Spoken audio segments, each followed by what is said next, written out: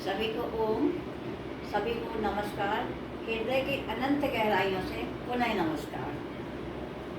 आज के जीवन में स्वस्थ रहने के लिए लोग बहुत उपाय अपनाते हैं और मैं उसी में से एक उपाय बता रही हूँ जिसको सरलता से किया जा सकता है। हर उम्र दराज के लोग उसको बहुत सरलता से कर सकते हैं। उसका नाम है थप्पी मसाज। इसमें शरीर के हर एक्यूप्रेशर पॉइंट पर हाथों के द्वारा 12 बार थप्पी दी जाएगी। इससे उसकी मसाज। आइए, इसको कहीं बैठ के किया जा सकता, अपनी सुविधा अनुसार। सोफा पर बैठ जाए, स्टूल बैठ जाए, कुर्सी पर, किंतु ये ध्यान रखिए आगे वाले भाग पर बैठना है जिससे आपके ये दोनों पैर सामने रहें।